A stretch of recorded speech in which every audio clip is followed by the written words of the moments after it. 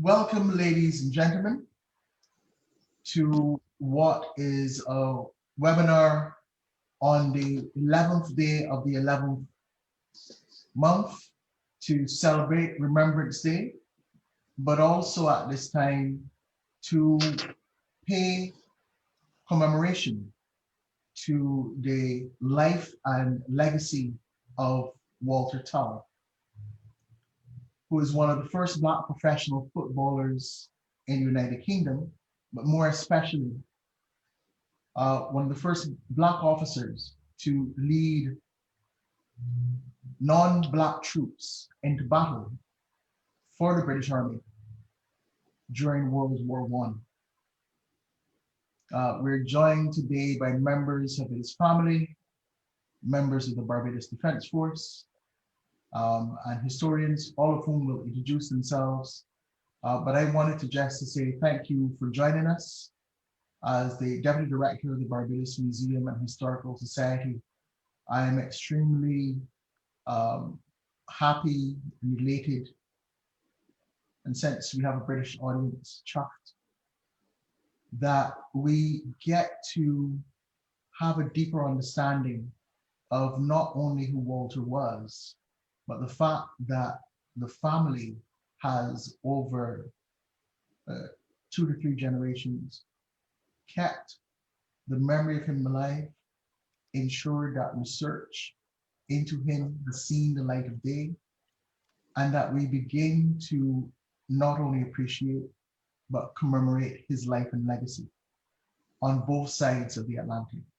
Here in Barbados, where one of his parents was from, but also in the UK, where he lived, served, and died, and the importance of him at this time. I promise not to say much because most of today will be devoted to the Q&A to be done on the facilitation of Sally Hough. But there are some remarks from the Chief of Staff, Barbados Defence Force, Colonel Glyne Grannum, and Major David Clarke of the Barbados Defence Force. And at this time, I would like to welcome them and invite you all. So Colonel Grannum, Major Clarke, to you. Thank you, Mr. Farmer. It's certainly been a great honor and pleasure for the Barbados Defence Force to be part of this.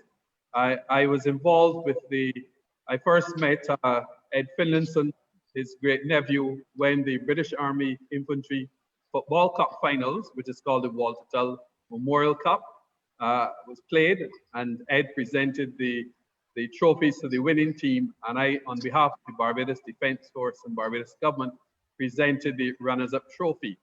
It was certainly an honor and a pleasure for me to take part in the Infantry Cup tournament at Aldershot, and certainly it also helped us to raise the profile of someone we knew very little about.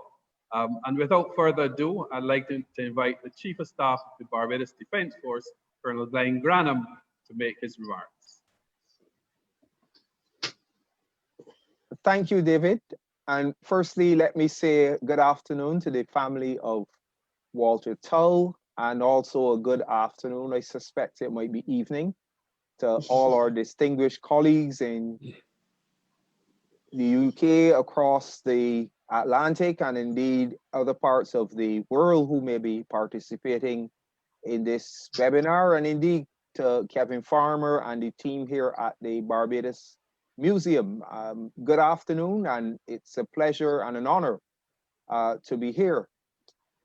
I want to, in my introductory remarks, make the point that the forerunners of the modern military in Barbados we have today, the Barbados Militia formed in 1680 and the Yeomanry Corps of 1859, followed by the Barbados Volunteer Force in 1902 and subsequently the Barbados Regiment, provide the very roots, very rich, very strong and powerful, and a solid foundation of our modern military today.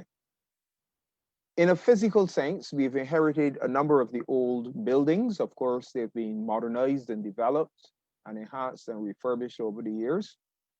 And more importantly, the ethos, the core values, and the professional culture of military discipline are legacy benefits that we still carry on today and that we hold dear and strong. And as we continue to build on this rich legacy, this inheritance, this very foundation, I'm pleased to participate in this forum, and especially to honor the life and the legacy and the example of Walter Tull.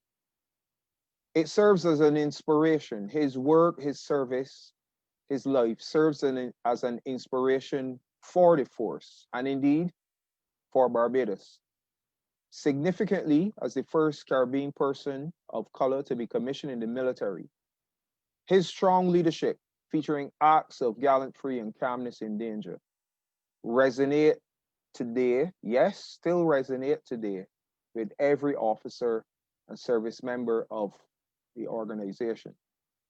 And as we work towards a continuation of being a united force, working towards the best security interests and national development goals of Barbados, I think my participation here today on behalf of the Barbados Defense Force is indeed something I will treasure, and I look forward to a meaningful time in this virtual space and every possibility in the future beyond. I thank you, and I want to welcome everybody again to this forum. Thank you, Colonel Grannum, for your kind words. I believe that this will be the first of many in relation to the commemoration and celebration of Walter's life, because for us at the museum and those of us in Barbados, today's webinar and the virtual exhibition which we have online on Walter is but the first step.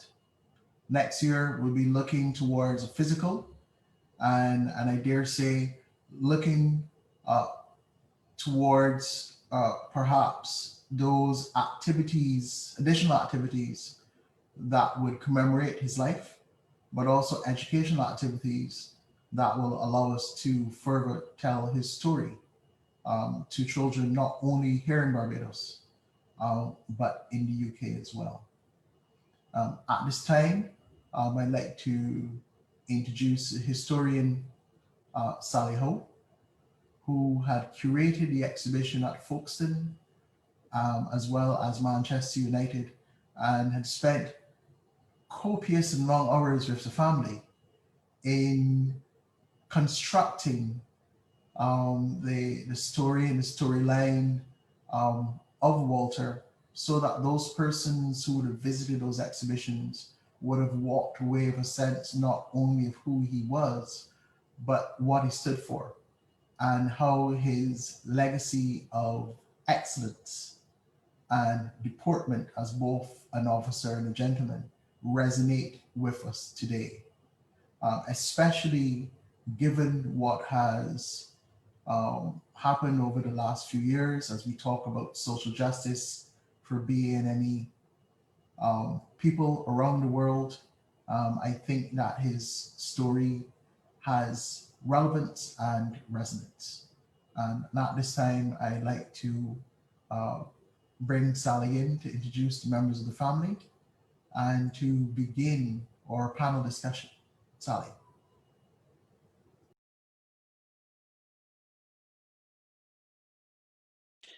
Hello, everybody. Just unmuting myself. I'm going to start. Thank you, Kevin. I'm going to start by going through everybody who's going to be involved in the panel discussion. So if Phil would like to introduce himself first, and then all of the family members, 4 family members here will introduce themselves. Then I'll introduce myself, and then we'll start with the discussion. So I'm handing it over to you, Phil. Who's also, you need to unmute your microphone. Hello, everyone. Thanks so much for the introductory addresses and for being invited to this webinar. I feel really privileged to be part of this discussion. I'm a biographer of Walter, and I first came across Walter in the early 90s and was just amazed that nothing really had been written about him, and he'd part of our forgotten, and as we know now, an iconic figure from our history that spans both the Caribbean, Barbados, and the UK. So thank you for inviting me. Should we start with Ed?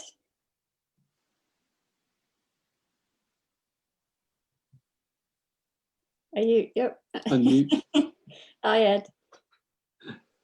Hello, everybody. I would echo Phil's gratitude for the introductions, and thank you very much for creating this opportunity in this webinar. It's the first time I've taken part in a webinar, so forgive me if there's lots of technical hitches at my end. I'm Edward Finlayson, and I'm one of Walter's grandnephews. I'm delighted to be here. Thank you. Iona?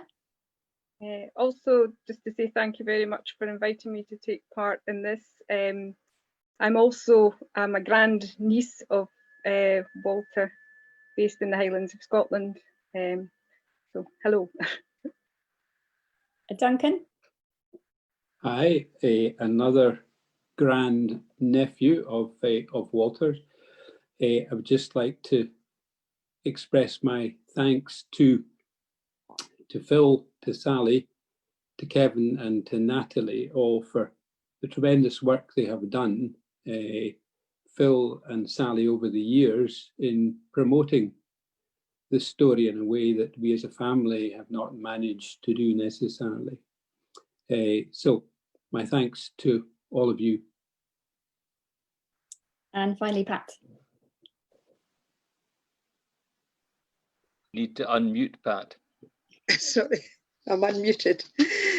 I'm Pat Justad, another Finlayson. I'm also Walter's grand niece and the big sister of the three that have just introduced themselves. And thanks to everybody. That's the wrong order.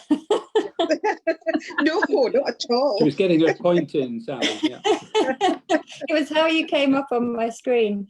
But thank you so much, and I think it's a real honour and a pleasure to have all four of you with us this evening. I'm just going to introduce myself briefly. My name is Sally Hough, and I'm a curator, and I used to be the curator at Folkestone Museum, and I was working there when we started to work on our World War I commemorative projects, and I was contacted by Phil Vasili, and he brought up this incredible person, Walter Tull, who I had heard of, but I didn't know very much about because I'm not from Folkestone and I haven't lived here all of my life. But since working at the museum, his name had come up. He was supposed to be part of a permanent collection, permanent displays when the museum was built, because it's not a very old museum. But unfortunately, they don't have anything in the archive at the museum, so it was difficult to incorporate that into the museum story. But I think it might be something they will change in the future, and I'd like to think so, because he's such an important figure, not just for Folkestone, but internationally. So it was really Phil that first brought him to my attention, and I thought, wow, this person is incredible. It's, you know, comes from this 19th century mixed heritage family. I didn't know, and I still don't know, of a similar archive that's so in depth when you take in all of the documents and the objects from the family and from Action for Children. Then you have the items that, for example, Tottenham Hotspur have in their archive. And you can really build up a really detailed picture of Walter's life from that.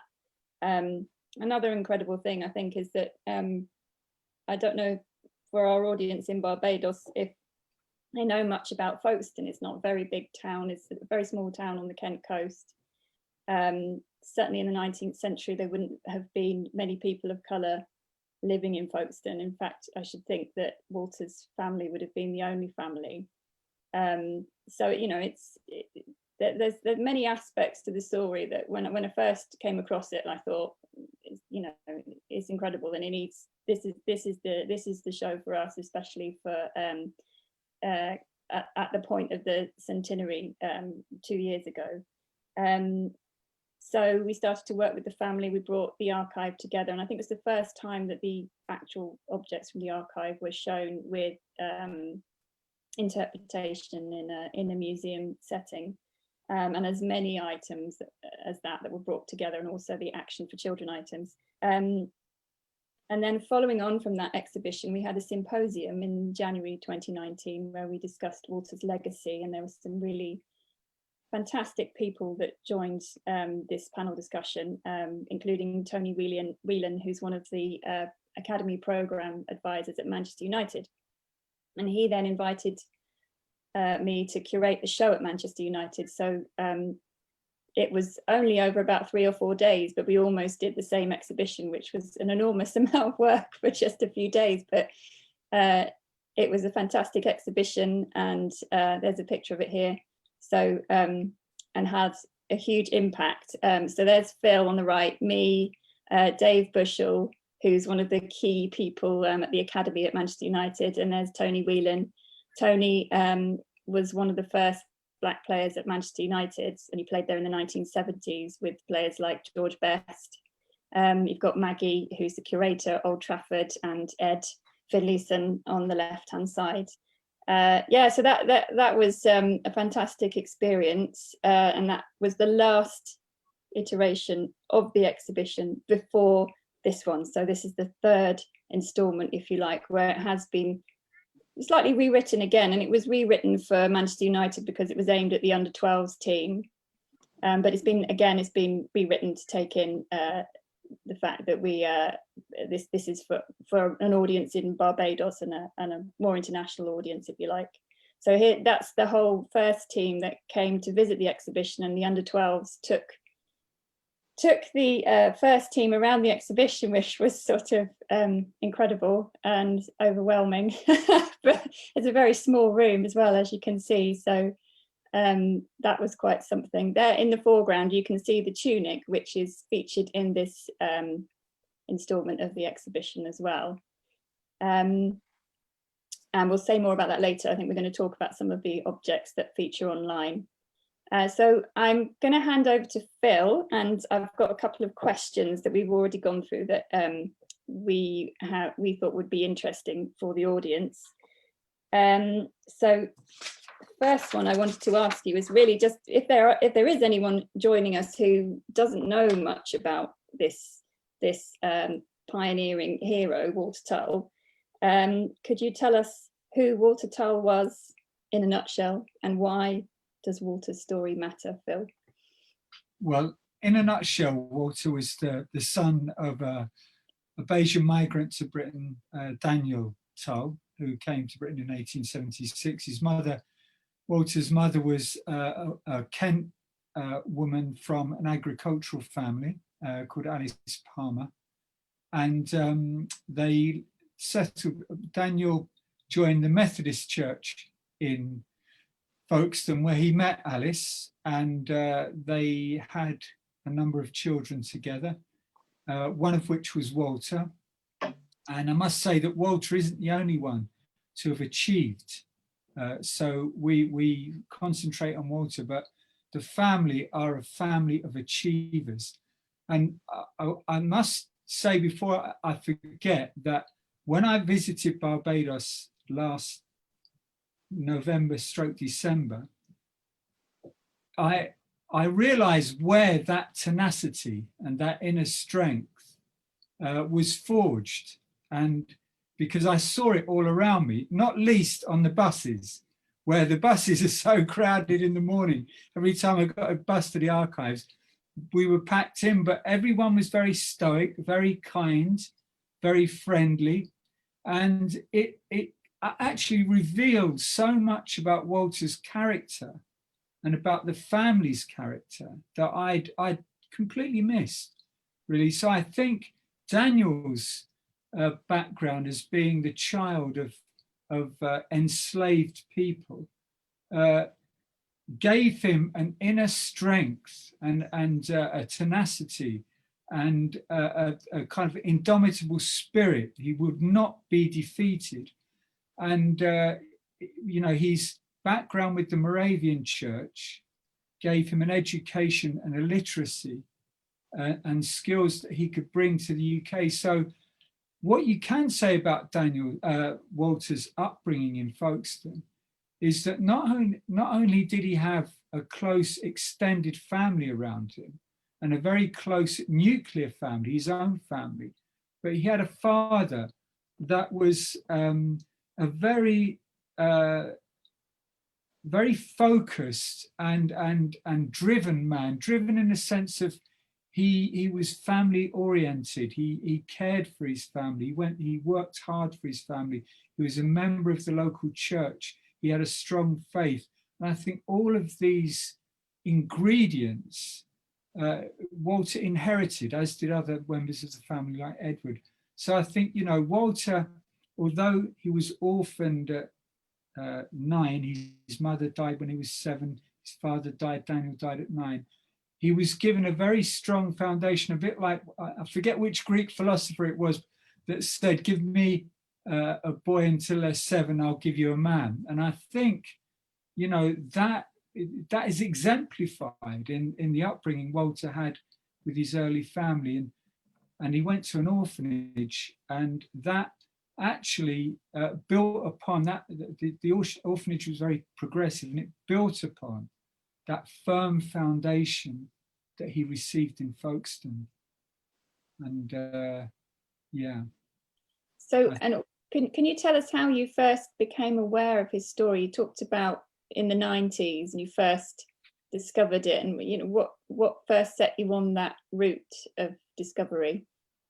Well, I was very lucky, Sally, because I'd come across Walter in an encyclopedia of football, just a few lines, nothing really under what, you know, and it said coloured football. It's not a term, it's been in the news recently. It's not a term we would want to use now, but that was a heading in the encyclopedia. And Spurs was one of his clubs, and I support Spurs. And I thought, well, I've never heard of this guy, you know. Why isn't, you know, he should be every Spurs.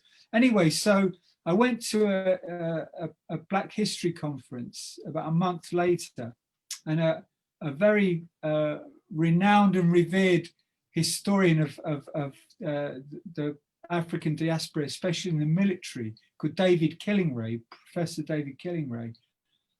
We sat next to each other and we were talking. He said, I've just come across this guy called Walter Tull. And I said, do you know what, David? So have I.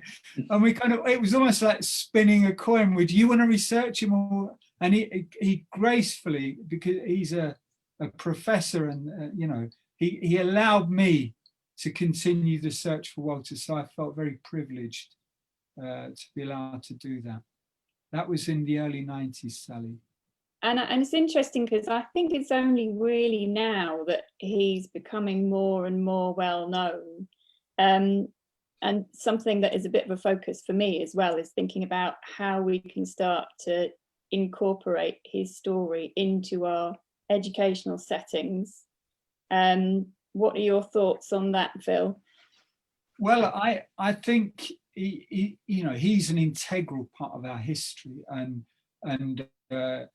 you know, he obviously as a kind of a figure from the history of the Black Atlantic and the triangular trade, the slave trade, colonial history, Black British history, the constellations that he's part of kind of elide in lots of different places. So I think he covers, you know, as a case study, not only Walter, but as a family, they cover so many dimensions and aspects of British history. And I think it's very important that Walter and, you know, the family and Edward and his brother William, I mean, you know, let's not forget William, who died from the effects of gas after the First World War, and his sisters, they're very, very important. His sister received was it an award from the Queen. You're breaking up a little bit for me. Sorry, his sister. That's okay. You said his sisters.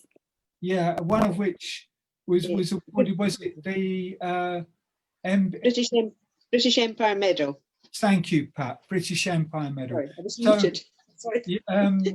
You know, so you've got, as I say, that on so many different levels, the family are a kind of, they represent, you know, an important a vehicle for the study of history, not only of this country but of the Caribbean and the African diaspora. I mean, there's certainly a lot of work to be done, and I think we're not even at the beginning of the work that needs to be done to change the way history is taught in the UK.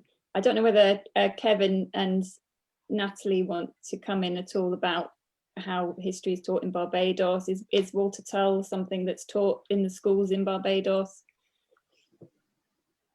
Thanks, Sally. Unfortunately not. And how should I put this? We're now going through a sea change where for a number of years it wasn't thought that history was that important. It was not seen as one of the foundational courses, maybe for the last 20 years. But there has been some recent research done to recognize that, in fact, those decisions were a bit too hasty. So there has been a special group meeting recently about making the core subject back in the school system, at least in Barbados. And that work has been undertaken with some members of the museum staff. So we will be having a chat to see if we can have Walter included in some way. But outside of the formal, that's where museums become so important as really the public historians, to bring those stories and those histories that don't always get put into the fixed text, and to bring them to public conscience and to begin to educate and do programming. So I think with what we started today and what has been ongoing for the last decade in trying to unpack the contribution of West Indians and their descendants in both world wars is extremely important. And for us, that foundation almost lies with the collaboration that we did with Imperial War Museum North almost a decade ago around World War II. So for us, we've recognized that there's also been that outreach from the UK back to the Caribbean to have a better understanding of what that contribution is, and even acknowledging that there was a contribution. Because for a very, very long time, it had been one that had not been discussed at all. When you speak about the liberation of Europe and then of course North Africa, in either wars, there's always been a slight denial of the colonial soldier, unless that colonial soldier seemed to have originated from a very European centered country, whether it's Canada or Australia. And only recently I recognized that Parliament began to talk about Black and minority soldiers and their contribution to the First World War. Mostly looking at Asian contribution, but some people remembering that there was a Caribbean contribution during both wars, and beginning to delve into the archives and to recognize that there are persons like Walter, and bringing those stories to the fore. And we believe that with the exhibition and this webinar, we are continuing to build on that foundation. But I think that Walter's story is one that is a springboard, where we can further tell that story and begin to actually embed it within the public conscience. And I think that's critically important. So the work that Phil has done, the work that the family has done, is tremendous, and we will build upon it. And I think it's really critical. Yeah, I completely agree, and I agree with that point about, this sea change has to start in museums. I think that we do have some power, or through curating, being historians, to change change what histories are represented to our young people, because at the moment I feel like the curriculum sort of needs to be taken apart and put back together again, in many ways. I wanted to ask Phil, but actually I think this could be a good question for any of the family members. If there are any key questions hanging over Walter's story that you would like an answer to, or you think you could still find an answer to, because I feel like we're always finding out something new, and when you think you know the whole story, something else comes to light, and that's something we're going to talk about a little bit later on. Who would like to come in on that? Well, I'll just throw something in for everyone. His love life. We know nothing about.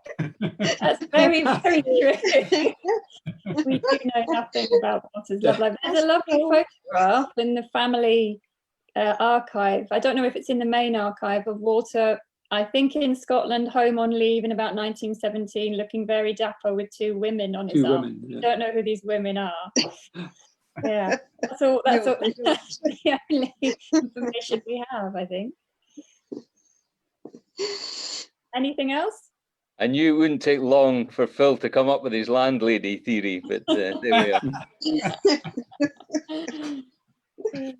I feel that Walter needed that that personal affection, which he no doubt had in bucket loads as a child from his family, and you know, so it's and you know, he faced these problems on the pitch as the lone player of colour, and you know, there wasn't any anti-racist organisations then, and you just think, well, who did he go home to talk about it? Who did he confide in when he went as a young man back to his digs? And yeah.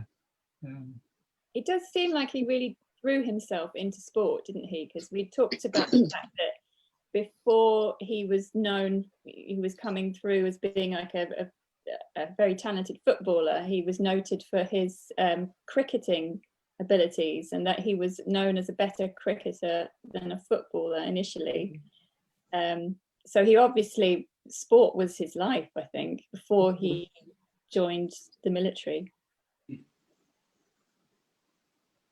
Go on, Phil. Pat pointed out that he's a great artist as well. He's a good artist, wasn't he? He drew pictures for Sissy, I think. Is that right? Yes. Well, yeah, there's a picture in the sketchbook, but I think it's a carbon copy. I think he's sketched over something. Yes. And one of the family members, Pat, might want to say something about that. Do you know the picture we're referring to? There's a picture the of one in Sissy's autograph Duncan book, is it? To mention that, yeah. But not the picture. Yeah, I think it probably is traced over. I'm not sure, but yeah, because there aren't other examples that we know of. I don't think of you know, his artistic skills, but and Edward, nice, of course. Sorry. No, I just said he'd very nice handwriting, though. He did, yes. But Very Edward, our grandfather, of course, was a very good amateur sportsman as well, both in golf, and he played amateur football. And certainly something that ran in the family, didn't it? Yeah, well, it's referred to in an article that we have. I think there's a bit of a quote in this current exhibition, but if you look at the full article from, I think it's I can't remember, the Football Star. What I found interesting about that article, it's the one that is headed up Catch of the Season, and it's very complimentary about Walter signing up and playing for Clapton, if I remember correctly, Phil. Yeah. But what I like about it is if you scroll down into the article, it talks about one of his brothers played for Folkestone and Dover St. Mary, I think it is. Yeah. And then another brother plays for Ayr Parkhouse, which was then to become Ayr United. And at that stage, that would be Edward, my grandfather, our grandfather. So, you know, he's playing at a serious level. He's in the second division of the Scottish League. And Phil showed me some statistics for that season, 1908, 1909, I think it was, that they were mid-table. So as Duncan says, you know, Edward wasn't just a keen footballer, he was a good one. And I suspect William was. So I think, as everybody's saying, sport was obviously in the family. Yeah. And I think at the school in Folkestone, there's records in the school logbook of the headmaster saying they closed the school so the boys could watch a football match twice on 2 occasions. So obviously it was encouraged then, which is quite unusual in the 1890s. And again, going to the orphanage where sport was quite a feature, that kind of muscular Christian approach to school life. So sport was a feature then, and they played on Victoria Park. So yeah, he managed to again build on those skills that he had been embedded while he was a young lad in Folkestone, really. And Edward, sorry, I was just going to say about Edward playing golf. He was a very, as his grandson Edward in the panel will know much more than me. He was a great golfer, but to join the Turnberry Golf Club, which was there were many members of the Lowland Scottish elite were members of the Turnberry Golf Club, and we know that it was a problem up until the 1990s, until quite recently, about a colour bar at golf clubs in the UK. But Edward was sponsored by the former headmaster of Girvan High School, Malcolm Finlayson, and the president of the club was Lord Ailsa at the time. So he was accepted by members of the social elite at Turnberry, which in itself says something about the stature that Edward had amongst the people around him, professionally and geographically. Yes, but Phil, I want to jump in and say something you just said also needs to be put into context. And that is the ethos, especially amongst Anglican and Methodists, about the muscular Christian. I mean, you've got historians like Beckles and Brown, and a couple in the UK, like Callum Brown, who talk about that muscular Christianity, the belief that if a child, especially boys, it's not just about the academic, but it's also about the physical. And there's a need for that, and it imports discipline and grows character. So even if you look at the British Army into the 1890s, actually as early as the 1870s, they're saying that cricket and football should be played within regiments and in the companies and regiments for discipline and character, as well as part of physical training. But they saw another dimension of it, and I can assume that as well. A lot of the orphanages that you might have mentioned might have been run by the church, and the church firmly, at a point in time, did begin to believe in a form of muscular Christianity. In Barbados, it revolves around cricket almost exclusively as a sport. But in the UK, it would have been, depending where you were, industrial towns, very much football because of the factory situation, because a lot of early football teams are sponsored by the owners of these factories. But they did the same thing for cricket. Then along the social divide, because rugby is a totally different thing. But muscular Christianity, in terms of education and sport, I think also must be factored into the context of why Walter and his brothers are playing so many different sports. And we will always state, well, of course he was very good at cricket. Where did his father come from?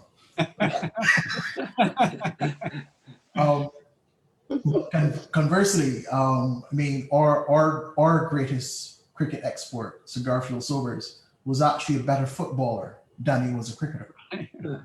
So that's saying something, Kevin. it is. But for Walter, we've got to take a look at muscular Christianity as well, being utilized as a form of character building and discipline within the school system, and also within a school system that is then allied with progressive orphanages as well. I think that's also important. No, I totally agree, because it was almost like excellence in sport was almost a precondition in the 20th century for a position in the colonial civil service. That was a very important part of the application process, was to look at your sporting achievements, because it showed discipline and character, or it was felt that it showed discipline and character, and the qualities you'd need to kind of excel in your professional career. And the ability to follow a team, because at the end of the day, whether you're in the army or within a colonial civil service, it's about the team and the ability then to follow orders. Initiative is good, just not too much of it. I think you will find that the muscular Christianity was really about the non-formal education in today's language. So we have the formal, the non-formal, and informal education, and the informal and non-formal education was provided through the muscular Christianity, as Kevin puts it. So there's now a highly researched area in terms of the value of all forms of education to develop a holistic individual. Yeah. This is making me think of the letter that Walter wrote when he was aboard the ship sailing. Was he returning from Argentina? He went on tour to Argentina when he first started to play with Spurs, and he's made a decision to sign for Spurs, and he writes to the home. Is that right, Phil? He writes to somebody at the home to apologise about his decision, because as a Methodist, he shouldn't be earning money to play sport, and that's something to do with the idea of muscular Christianity. He was apologising basically because there's something that Phil writes about, the fact that as a black man in early 20th century Britain, he doesn't have many options available to him, so he has to take this opportunity where he's going to earn the money where he can. But he writes this very apologetic letter, and I think that was to the home, to the children's home. Yeah. Is that correct, Phil? Yes. Yeah. I mean, my only comment on that, Sally, I think you're right, is I think I read it recently, and you could say apologetic. I don't know if he does actually apologize. I think what he acknowledges to the person he's writing to, he says, I understand you'll be disappointed. And I just say that, going back to the point that was being made earlier, is that, and I think Phil has raised this point a number of times, as you're doing, Sally, how difficult it was to turn professional at that time, full stop, never mind if he was a black person. But he did it. That's one of the things that strikes me about the letter. He's saying, I understand you're going to be disappointed, but I'm making this choice. I think he says something about he could have gone to play for an amateur team and been paid or something. But so I think he acknowledges that the person he's writing to is going to be disappointed. Thank you, Ed. Thank you for the clarification. No, I mean, you just remind me when I was discussing it recently with somebody, and I think other people were making the point that that kind of quiet, resilient determination, and it must have been a very difficult decision.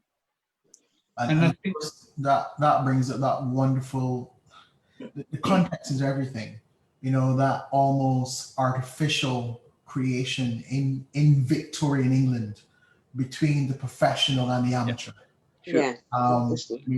Football very early on dispensed and said, yes, this is what we're doing. But games like cricket kept it for a very long time. For rugby, actually rugby league is because they decided to go professional up north. rather than stay amateur, which is rugby union. Whereas for football, they recognized very early on, even though some of them said it was wrong, you know, it's almost as though it was unchristian-like to want to play a sport and be paid for it. Yeah, yeah. But here he is, as you said, given the circumstance, given the context, well, what am I supposed to do to earn a living? There are very few options open to me. So let me take the time and use what God and the church in a way and the orphanage has provided, and let me use that to make my way in this world. Yeah. Yeah. Phil, I wanted to, sorry, I just wanted to move on slightly to your trip to Barbados and your research there into the extended family histories. You found out a few interesting things that we didn't know before. I'm just wondering if there are a few of those that you'd like to highlight. Well, yeah, it was a really interesting, and I've alluded to it before, and productive trip. And I must say thanks also to everyone that's helped me while I was in Barbados at the archives, which I think are on the Lascelles estate. I think is that correct, Kevin? The Barbados archives are on the at Blackrock, are on the Lascelles estate.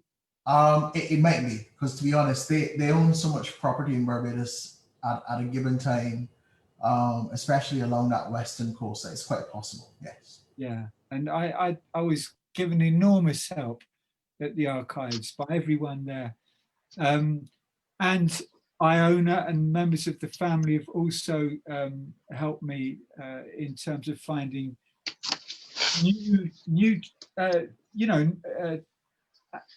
children of William and Anna, and we found, you know, that there were other children. There was Sarah Elizabeth. I'm looking now at my my family tree that I've very Samuel James, you know, Daniel, another Daniel, who, and Samuel had a number of children. So Prince Henry that Iona found.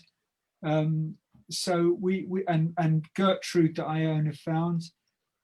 So the Tull family is extended and enlarged, not just by my efforts, but by many people's efforts and many people in the family. But it does add some interesting developments, because one Daniel Tull ended up living in Harlem in New York in during the period of the Harlem Renaissance, and also during the period that Paul Robeson was very influential and prominent, and obviously in not only in America but on this side of the Atlantic, and he's in that kind of pre-Second World War period where he's coming to prominence. But obviously Paul featured very much as an influence in Edward's life, and I know your father and mother were greatly influenced.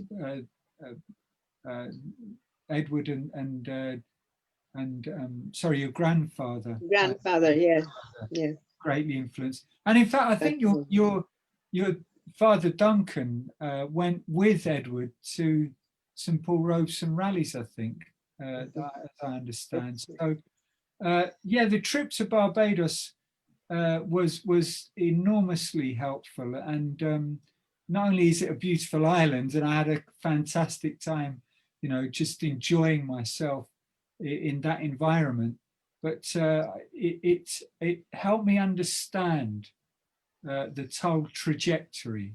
It helped me understand where some of the qualities and the values came from that we saw exhibited and we see exhibited in the family. Thank you, Phil. I think I've got a list of questions here, but I think I'm going to skip forward a little bit and then go back to some of the other questions for everybody to answer. Duncan, I was wondering if you could update us all, because you've been working on a very interesting project, and I just listened to the podcast, and I think we should share it on here in the chat, which is about Walter's last days, so at the Western Front, fighting on the Somme. And this podcast is absolutely fascinating, but Duncan can tell us a little bit more about it, because there's some quite exciting news involved in that as well. Yes, I mean, I think that I have to say at the beginning that the newspapers at the time, certainly The Guardian, maybe overstated it in saying that I think, this war hero Walter Tull's grave has been found.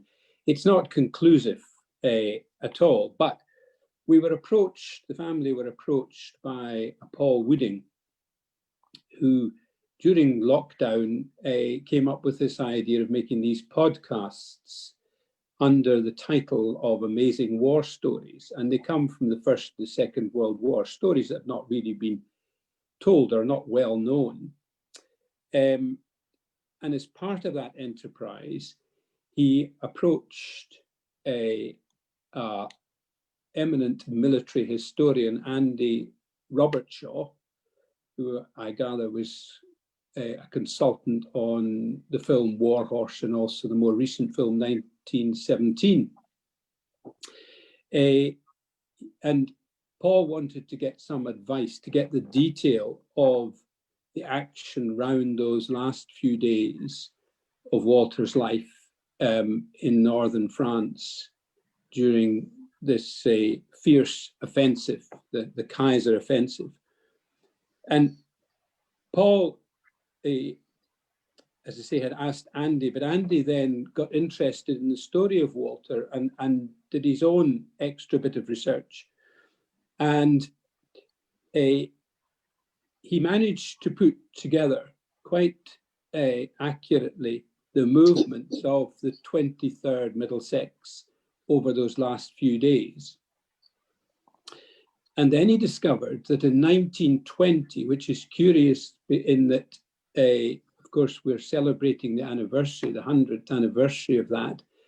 And what came out of that was the unknown soldier buried in Westminster Abbey and the unveiling of the cenotaph. So it was in the same year when obviously there was work going on in the battlefield areas, and what was then the Imperial War Graves Commission, now the Commonwealth War Graves Commission, uncovered a mass grave of 13 soldiers. And this, according to Andy, was in the area that Walter saw his last action. And he's pretty convinced that this group were certainly involved in that action. Now, what they were able to identify about these 13 bodies was that they were all from the Middlesex, the 23rd Middlesex, Walter's regiment. But they were only able to identify out of these 13, 7 of the bodies. And they were buried with, obviously, with headstones with names. The other 6 are buried just what the category they use is soldier, a soldier of the 23rd Middlesex Regiment. And that's if they can't establish identity or rank. And Andy seems to be pretty convinced that there's a good probability that one of these 6 might well be Walter. All his research kind of leads him to that conclusion. Say not conclusive, but a high probability. Obviously, as I say, we'll never know, but it is a nice thought that maybe Walter does have a final resting place. It's near a village called Crossil, probably totally mispronounced, but a French village, just southeast, I think, of Arras, one of the cemeteries there. So that's really, as far as I'm aware, the story to date. Thank you, Duncan. That must have been quite a moment when you found out that information. And I mean, was it something you were expecting, or I mean, I always thought that it would be impossible to find out precisely where he was killed and where his final resting place was. Yes, well, I was always keen. I had this in the back of my mind that I would like to know kind of the rough area of where he saw last action, where he was killed. And I thought that was a possibility, but this kind of takes it a bit further. And as I say, it's not conclusive, but it is a nice idea, and certainly something I'd like to follow up and see. We'll obviously never know, because quite rightly, the War Graves Commission will not allow bodies to be exhumed and examined for DNA and things. In 1920, that wasn't possible. So, but it's, as I say, a nice idea. Thank you, Duncan. I have a question for Ed now. Oh, and I should just say, I think Kevin might have shared the link to that in the chat if anybody wants to look up the podcast. Is that correct, Kevin? Well, Natalie did. Yes, she did. Oh, Natalie did. Thank you, Natalie. Ed, I was just wondering if you could quickly tell us a little bit about the Finlayson family archive and who your father was, because I think he was quite instrumental in ensuring that the archive exists even. Yes, I suppose quite simply, I think as a family we have to be entirely indebted to our grandfather, Edward. He died just before I was born, thus I inherited his name in 1950.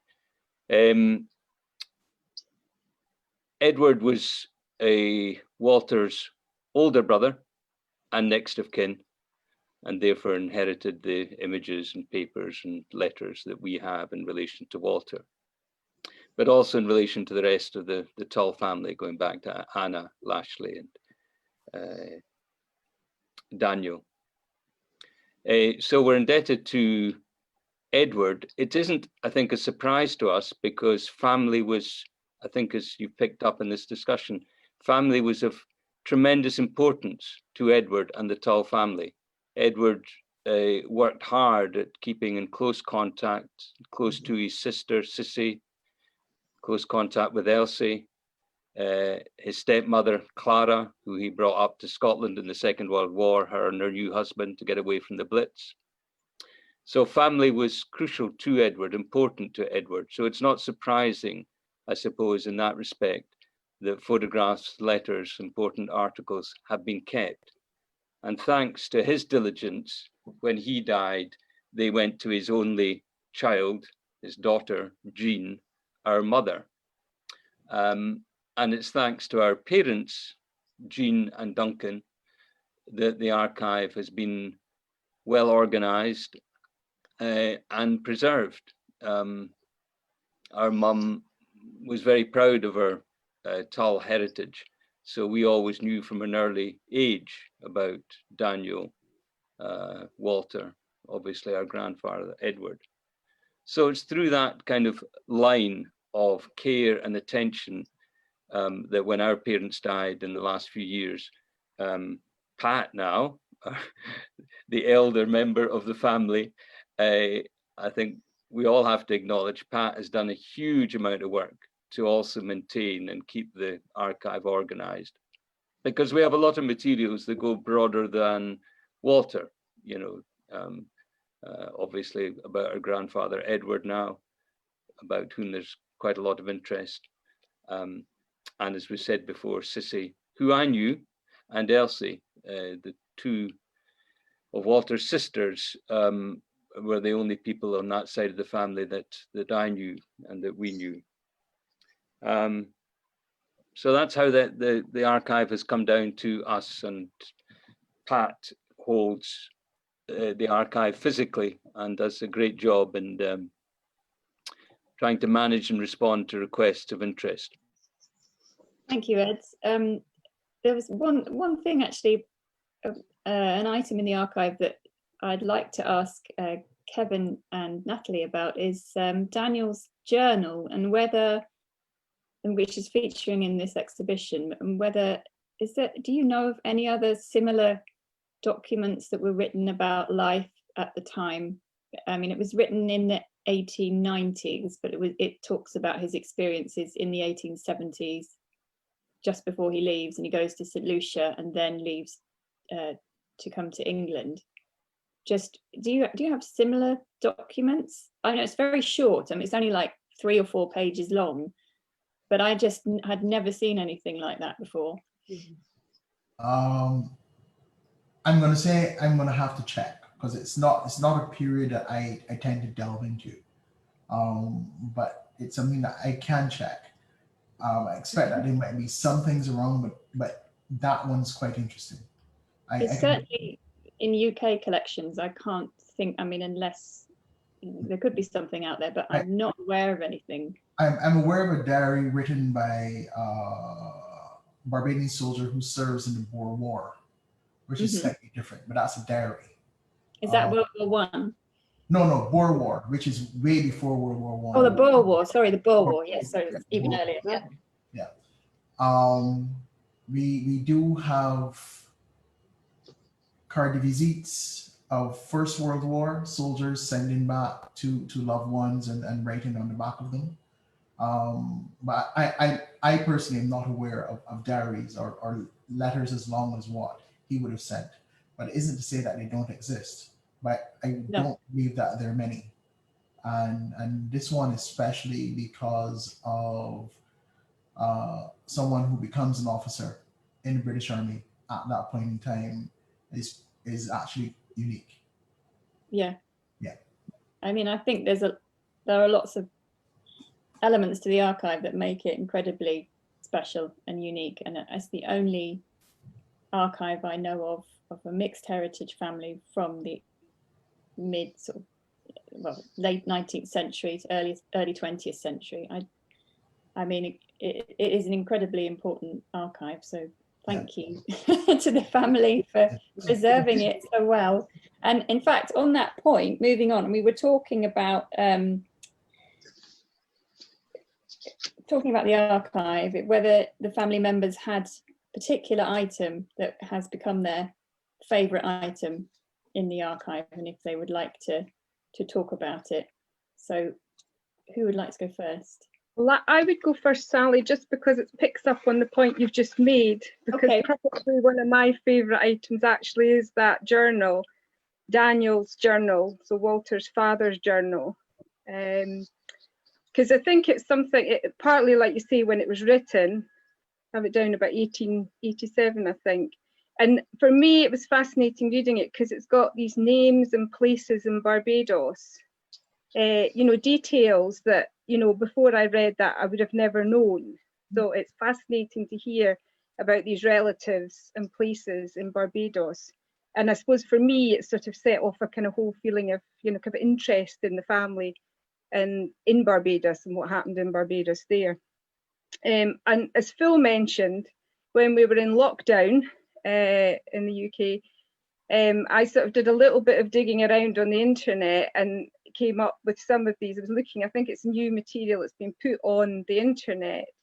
So it was really fascinating. Some of these names that are mentioned actually are coming up in the marriage and the birth records as the links. And again, it comes right back to, I think, what we're talking right at the beginning, that all these links of the families, that the same names appear, the sponsors are the same for this family or that family, they're all kind of linked up in terms of the birth. So I just found that, it was a fascinating thing. And I think the whole, that business about the strength of families, the closeness of families, and also interesting for me, I suppose, to look back or to have some ideas about maybe my heritage and some of the links that might still exist, I don't know, within Barbados.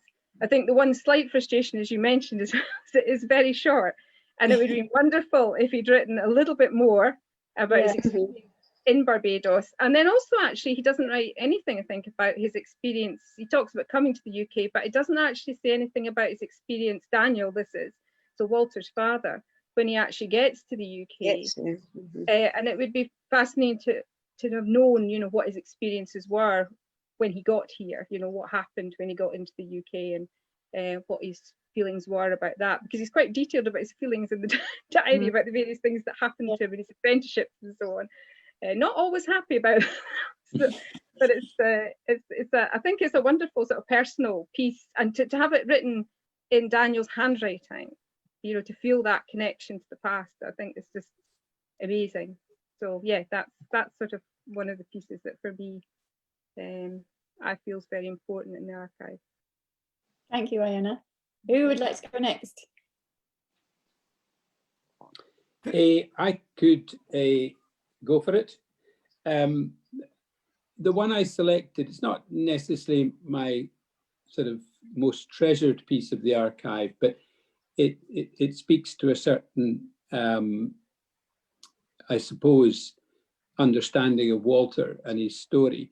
And it's the signed postcard of Walter in his Tottenham strip, which he sent to my grandfather, Edward.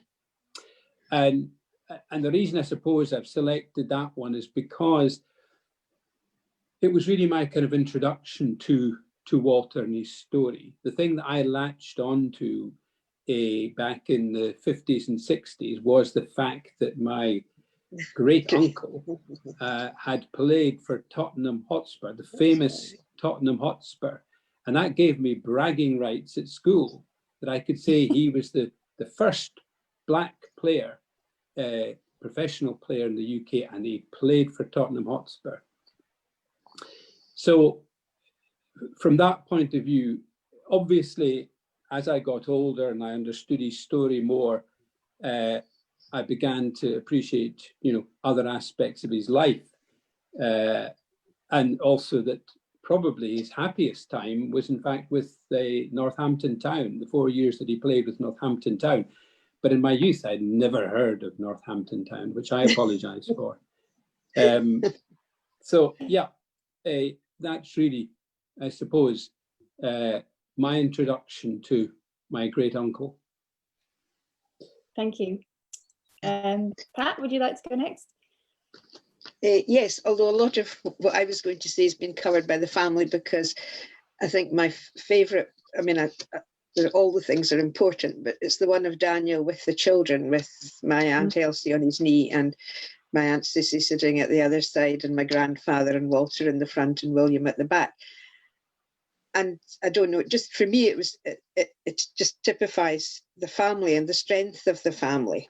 And I was brought up, you know, those in that photograph that I didn't meet, I heard about all my life, like Walter, because it was our heritage and it was something that they were very proud of.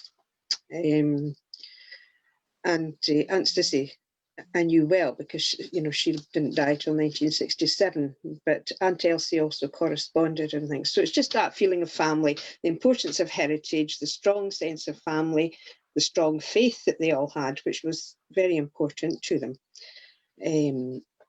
I think that was, and I think other aspects of that have kind of been covered by Ed and Iona. Thank you, Pat. I do a quick question about that photograph. So this is the family photograph taken in Folkestone. In the background, there is a bird cage, and I was like, you can just about see it.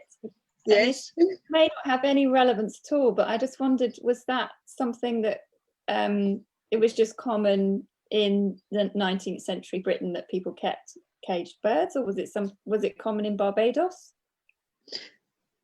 I don't know in terms of. I was just wondering whether it was something that Daniel had brought with him from, not literally brought the bird with him, brought this tradition with him from Barbados. I don't know whether Kevin or Natalie have any insight into that.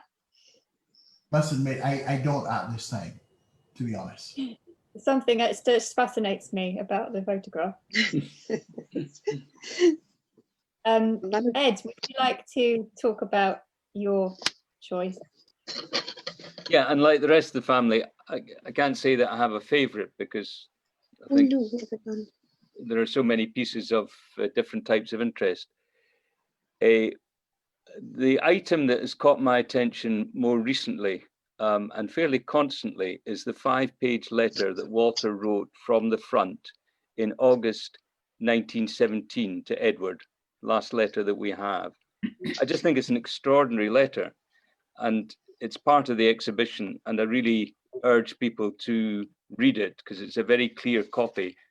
As we've said already, Walter's handwriting is extraordinarily good, so you can read the letter with no difficulty. What stands out to me is that he gives a very vivid description of, between 5 and 12 hour mission, if you wish. He was sent out on a reconnaissance ahead of the company that were due to go into trenches, and he was sent ahead with 2 sub-lieutenants. It took them 5 hours to cover 3 miles, he reckons. And in the description, I have to say, I've recently seen the film 1917, and going back and reading Walter's letter, I would wonder if somebody that made the film had read Walter's letter. He describes moving about trenches. He describes being in no man's land. He describes the difficulty of craters to the extent that you couldn't go in a straight line for more than 2 yards. He describes how it's better to be up to your knees, literally in mud, than getting shrapnel from the German fire that's going on, shelling that's going on. So what's extraordinary about the letter, I may have said this already, to me, is that it is written in a very matter-of-fact manner, So although I'm describing what I think are quite dramatic aspects, it's just very matter-of-fact. 12 hours later, when he's got out there and the battalion, the company have eventually joined him, he's had to wait 6 hours for them to get there. He writes in the letter, I was informed I would not be wanted. Now, when I read that, I have to say, I thought, wait a minute, what's going on here? Now, he goes on immediately to say to Edward in the letter, you can imagine I wasn't long in getting a move on. So maybe he was quite relieved. But Sally, you asked earlier on, do we have any questions? I suppose this letter throws up questions to me about, say, Walter makes no complaint. He writes these things as just matter of fact. But he went out with 2 sub-lieutenants, and yet he spent 7 hours or 6 hours going back, same journey, on his own. There's no mention of other people. And he's quite detailed on his description about coming back. It's at the end of this almost 24 hours without sleep that he tries to sleep during the day, completely can't do it. And then he says to Edward that night, it won't surprise you that, he slept so soundly, all the guns in France couldn't waken me.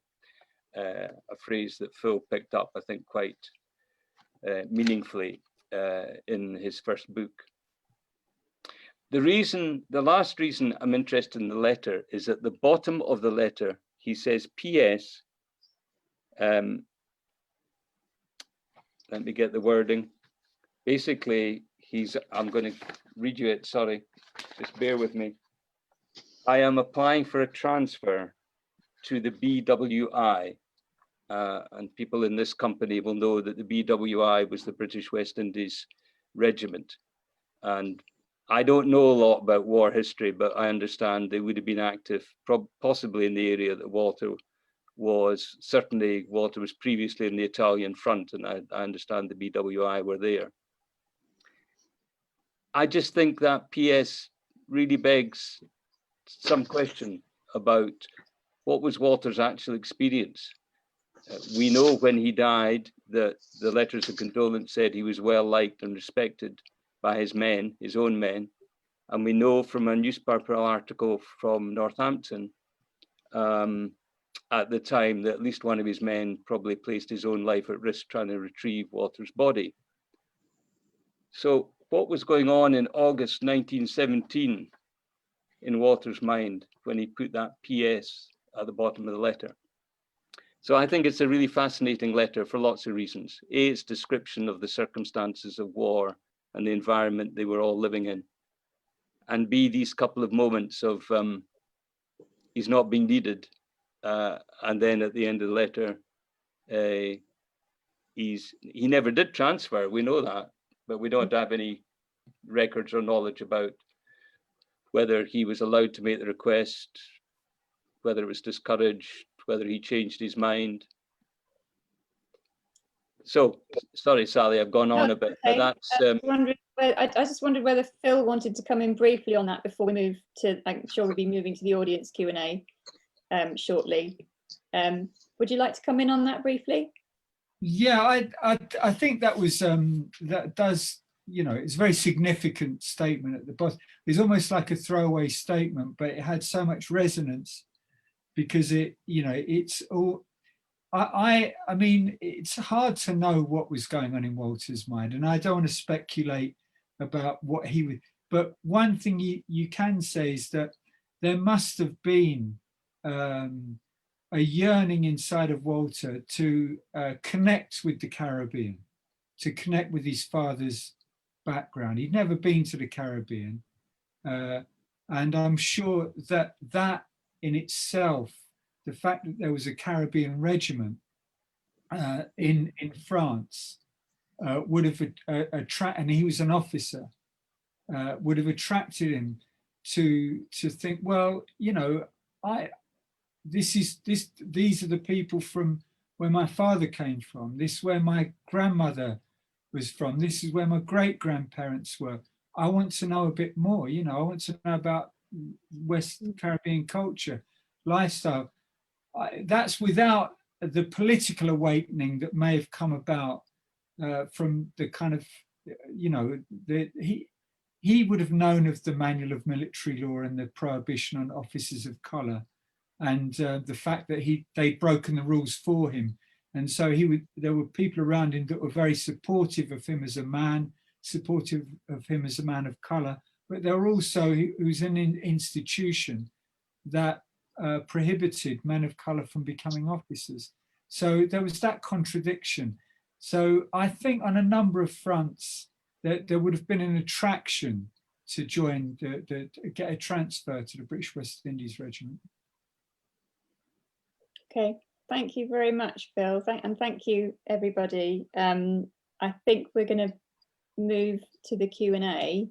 I just wanted to mention that there are some of these objects that we've been talking about are included in the exhibition. There are two other objects which are not part of the Finlayson family archive, and those have both been 3D scanned and they look incredible online. So I really recommend that you take a good look at those. One is a World War I officer's tunic, which was worn by an officer called Lieutenant Deves, who we believe would have been in a battalion at the same time as Walter, briefly. I think it was the 5th Battalion, am I getting that right? Middlesex. Does Phil, yeah, Phil's nodding his head, so I'm hoping that's correct. It was like a temporary battalion, wasn't it, before they went out to the front? But there would have only been 30 or maybe less than 30 men in that battalion, so that we're pretty sure they would have known one another, if briefly. So this was provided by the PWRR Museum at Dover Castle, and also the football. There's a period football, leather football, which you can also see and study in immense detail. And this is an incredible object, which effectively featured in the Battle of the Somme. So, and on this podcast that we've shared with you, they talk about this. They talk about the first Battle of the Somme, which commences with the men going over the top, kicking footballs, and there were 4 footballs, and Captain Neville was the captain who took this particular ball. He was from the public school battalion. He was from Dover. He went to Dover School, and yeah, very sadly, you know, he goes over the top with this football, but within minutes he's killed. He's shot through the head. Another football came back from the front, and I think it was destroyed in a fire. I think the other 2 weren't retrieved, and this is the only surviving one. So it's an incredibly special object. So we feel quite privileged to have been able to include this in the exhibition. I just wanted to say thank you to the people at Dover Castle who helped to make this happen. And if you want to know more about the objects, there are details of who the objects belong to and their full stories on the website. And I'd like to just say thank you again to everybody and hand back to Kevin, who's going to mediate the Q&A. Thank you, Sally, for that. Believe it or not, it's been over an hour, but it felt like half hour. It really did. I tried to make it not too long, but we have some interesting questions for you. The chat has been quite lively by participants. In fact, some have shared some information. I'm not trying to find it. That the LaSalle's, sorry Phil, that the LaSalle's didn't own the land around which the archives are located. That was provided by Delbert Sandiford. He noted that the owners were Thomas Young in 1817, Philip Crick, and Burton Ward. Incidentally, and this is a plug, in a book published by the museum called Of Hills, Halls, and Holes, Place Names of Barbados, by Professor Sir Woodville Marshall and others. But getting back to the questions, I think what the discussion has thrown up is information that we know, but also some interesting questions. The diary of his dad is something that we really do need to have a transcript of and begin to tease out some of what he's saying to really reconstruct the family left behind in Barbados, what's happening in the UK. The letter Ed, where he does the PS about joining the BWI is most interesting, in that the British West Indian Regiment initially did not see action. They were being used almost as a logistics regiment to dig trenches and move things around, but eventually saw service because of the heavy casualties, and saw a really active service in North Africa. I mean, by the end of the First World War, there are 5 distinguished service orders being given to members, 19 military crosses, 11 military crosses with bar, 18 distinguished conduct medals, as well as mentions in over 49 dispatches. And incidentally, one of the, I think he was an officer, I would double check, who receives a military medal is a former Premier of Jamaica, Norman Manley. So there is that ability for men of color to have officer status in the BWIR and to feel some sense of belonging in one way, but they had to face a very discriminatory environment. In one instance, whereas the entire British Army got a raise, they did not, and it all came to a head. They actually mutinied, the 9th Regiment mutinied Taranto in Italy, and there are 2 fantastic films, documentaries out. One of them done by a descendant of a Barbadian in the UK, way back in the 90s, on that mutiny at Taranto. And I think they were going through it of being demobbed, but I think the BWR then got really decommissioned after that. And their colors actually incidentally are in Scotland. I think somewhere in Edinburgh is where you can actually find their colors. Oh. Yeah. I need to double check that, but I think that was what was said about them. Well, yeah. Let me know anything about that, as I live in Edinburgh. That would be. I know. I find it so interesting, but I will double check that for you. Thanks, Kevin. All right. Getting back to some of the questions asked, Terera says, I recently watched a program on ITV in the UK hosted by Alison Hammond, where she interviewed the relative of Walter and unveiled a tribute at the new Tottenham Hotspur ground led by Dele Alli. What can the club, society, history, and military allies do to encourage Western curriculums altered to reflect similar stories throughout the year and not just at the set periods of commemoration, i.e. Black History Month, I think, and Remembrance Day? And she says that these stories are crucial for Western children to learn from. So what can we do? We kind of touched on that a little bit, Sally did during her talk, about what can museums do. But Taranda makes it even wider. What can club, society, history, and military allies do to ensure that these stories become embedded within curriculums? So I'll throw that back to Sally and Phil and others to answer.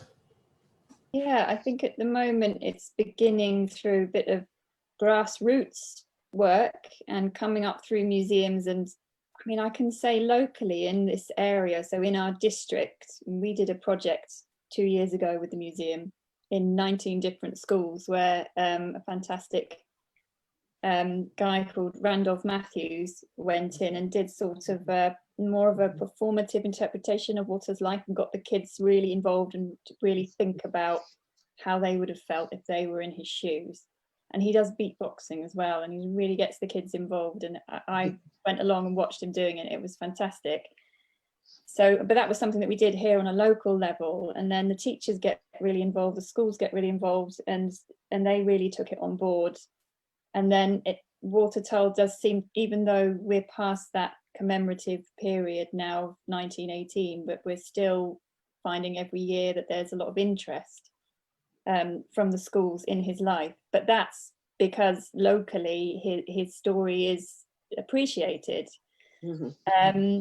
I mean, obviously we've had to do a lot of work to make sure that that happens as well, but I would still say nationally, on a national level, in terms of our curriculum, there are just too many.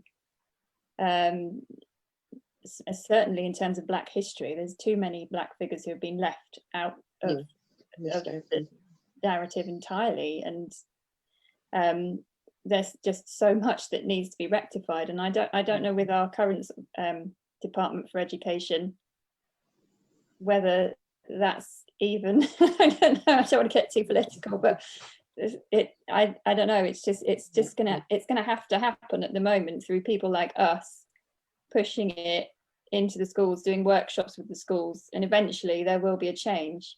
And there is a movement, isn't there, for, and I can't remember if it's Phil might be able to help me on this one, that to change the curriculum. Is it called the Black curriculum? Or I can't remember. There are several different movements. There's several different movements to make a change to the actual national curriculum. What we need is, we just need more momentum, but and we have had that momentum this year, obviously very tragically through events that have happened in America with the killing of George Floyd.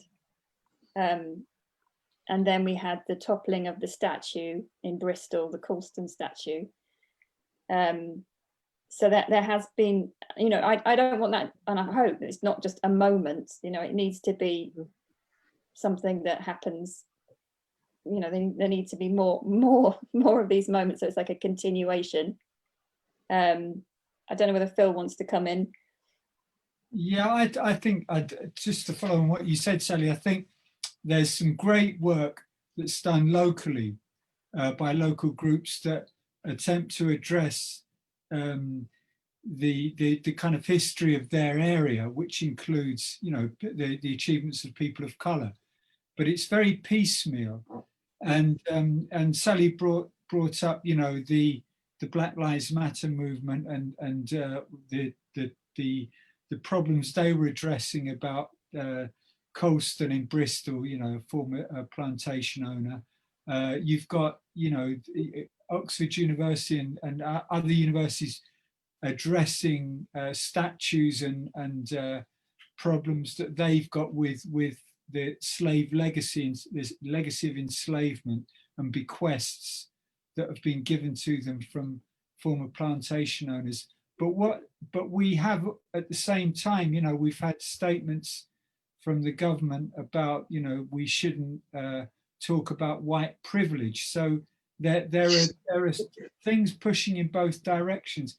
I think I'm very buoyed up by the widening of the Black Lives Matter movement into addressing issues of culture, you know, and moving on specifically from just police violence, but to address issues of integrating the history of people of colour into the mainstream, which is very important. And but that can only be done really at the end of the day with the agreement of the people who set the curriculum, which is the Department of Education. So, but obviously pressure from below can help in that area.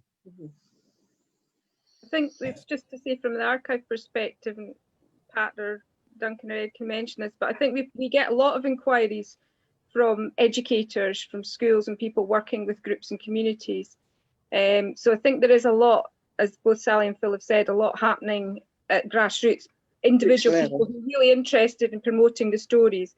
But what is lacking, like you say, is actually embedment within the curriculum, actually embedding it within the curriculum, and that's the thing there isn't. So it's very much down to individual schools for all kinds of reasons. Often some of the people being approached, but it's people sometimes just working with all kinds of youngsters who are facing barriers for various reasons. So it can be to do with race, but it can be economic barriers as well. So there's lots of barriers that youngsters are perhaps facing, and Walter has been used in a number of situations like that to look at how you can overcome barriers. But yes, it's not at the curriculum level. It's purely individuals promoting it within their area. Okay, thank you for that, Iona. I don't know if Major Clarke or Colonel Grannum wanted to add something as it related to how military allies can assist in telling the story of Walter. Well, certainly, we actually have a great legacy of military history, but we have not necessarily incorporated all of the players, and we have actually been represented in all the major conflicts at some point in time through either the West Indian Regiment, the South Caribbean Regiment. In some cases, they were lucky; some of them arrived at the end of the war, so they were able to clean up. Some arrived at the beginning. So there is a legacy, but certainly within our education system and in our military education, we need to include something of the heritage of the people who've gone before us. And not many of our own officers are aware of the legacy and the history we have. And it usually takes somebody from outside of the system to say, do you know that these people won these particular medals? In fact, in our own small way, 2 years ago for the centenary of the 100th anniversary of the First World War, our youth development arm, which is called the Barbados Cadet Corps, we took 16 cadets to take part in the parade at Ypres to commemorate the 100th anniversary. And we actually had those 16 cadets who were all between 14 and 17 go around to the battlefields in Europe and to lay reefs on wherever they had Caribbean soldiers. In fact, it was a project baton with Army cadet forces from around the world that actually fought in the First World War. So Canada, Australia, New Zealand, India, and Barbados took part in the exercise.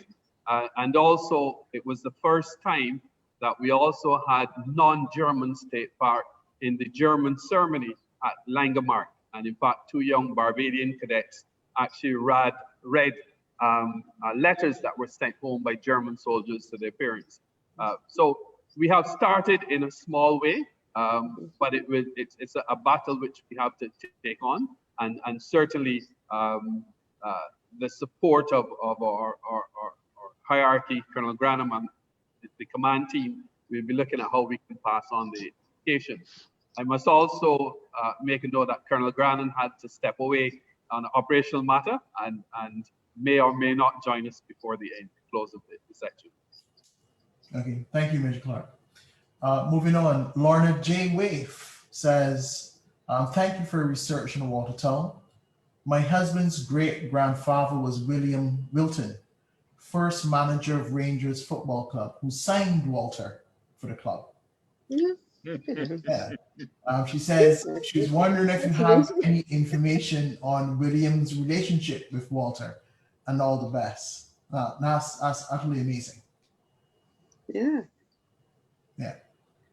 So is there any mention in any of the research about his playing for Rangers and any relationship with the management team at Well, Rangers? Yeah.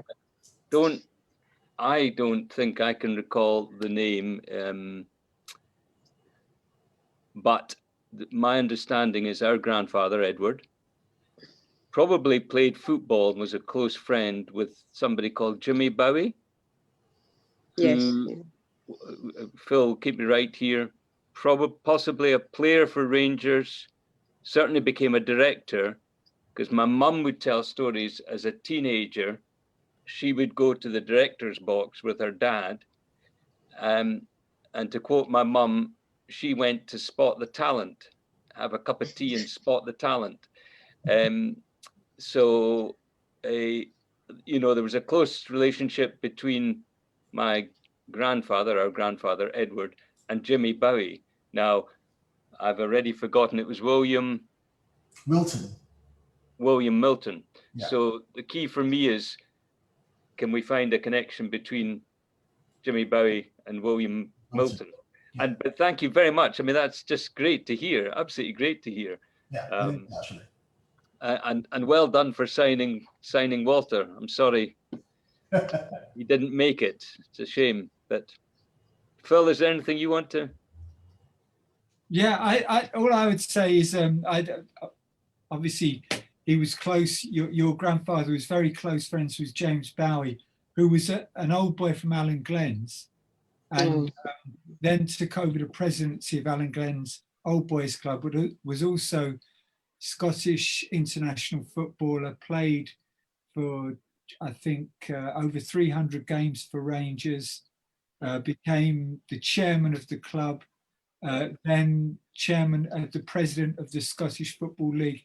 So the question's great, because I have not come across William Wilton, but it now opens up the possibility that this area needs researching. So once more, there's more work to be done, but it is fascinating.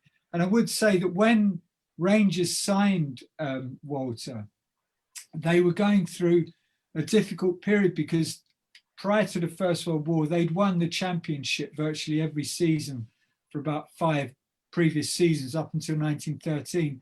And then their great rivals Celtic won the championship, because the Scottish League continued during the First World War. And Celtic won all the titles. So Rangers were looking to strengthen the team, and you know, what a great kind of signing Walter was for them. Just unfortunate, tragic that he never actually played. Okay, thank you for that. Then we have Rene Delmas and Alan Dawkins, who've actually asked. Well, Alan says he's a longtime student of Walter. Rene says, and they both asked this question: what is the latest status of the campaign to get him awarded posthumously the British Medal? She said Medal of Honor, but we should be the Victoria Cross for gallantry. Yeah, the military cross for his bravery in World War I is how Alan puts it. Yeah, well, first of all, I think the problem is that the military cross is, I understand anyway, is never awarded posthumously. Okay. But I raised this with when I was mentioning also about the podcast on Walter and Andy Robertshaw, this historian. Mm-hmm. I was curious, because the military cross is mentioned in a couple of letters of condolence to my grandfather, to Edward, after the death of Walter, which is very unusual. They say that, you know, he had been put forward for the Military Cross and deserved it. Andy's possible conclusion was that there was a terrible rout. The Kaiser offensive was just a disorganized retreat, really, a lot of it. It was open warfare, trench warfare really was a thing of the past by the time we got to that stage, because it was warfare on the move. And we know, for instance, that the colonel, Lieutenant Colonel Haig Brown, who I presume was the commanding officer of the 23rd Middlesex, he was killed on the same day that Walter was, I think, when the headquarters was possibly hit by shell fire, but he was killed. So it's conceivable, just conceivable, that if he had been put forward for a military cross, all the kind of records and paperwork and things may have been destroyed, either in the shelling of the HQ or possibly just in the rout that took place in March of 1918, when the Germans had their last push. And as I say, regiments got mixed up, and it was just, as I say, it was a rout for a lot of it. So that's a possibility, but I don't know. Kevin, could I come in on that? Definitely, Phil. Please do. Yeah, I think the probability is that he was recommended for the Military Cross in January, the beginning of January. So the paperwork would have arrived in London before the March offensive. It wouldn't have taken 3 months. And I understand that, you know, military historians have to kind of look at the different possibilities, but I think you've also got to identify those that are more probable. And I think, you know, there has been an officer that was awarded the Military Cross posthumously in the 1980s for service in Northern Ireland. So the precedent has been made. And I think during the First World War, you could be awarded the Military Cross posthumously as long as your award was recommended before you died. So if you've been recommended before your death, you could be awarded after your death. So I think in Walter's case, he would qualify. I take the position that I've looked at the awards of the Military Cross on the Italian front, and there are recommendations that are almost word for word similar to Walter's recommendation that were awarded, and obviously fully deserved. But I think Walter embodied a contradiction in that he was a man of colour who was an officer, and that was forbidden by the Manual of Military Law, and to award him the Military Cross would have highlighted the contradiction that Walter's status had. And I think that, for me, that's just my take on it. I think that's a kind of scenario that holds more water for me. Okay. I just wanted to say, Phil, sorry, if you remember that somebody from the MOD came down, didn't they, to the exhibition in Folkestone? Alan Miller? No, not Alan Miller. Oh, that's Robinson. But he had it was something not from the University of St Andrews. It was a similar name, though. I think it could have been another Alan Miller. It was Dr. Al Robinson. Al Robinson, not Miller. I met with him at you met with him, Edinburgh yeah. Castle. And have you got any recollections of what he said? Well, he'd been commissioned because the group, Brixton Group.